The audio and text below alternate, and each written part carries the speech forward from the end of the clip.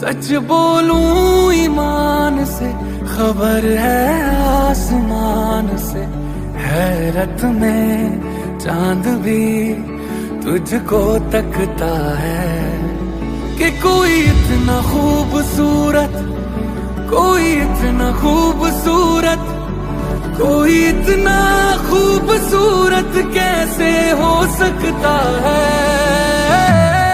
खूबसूरती पर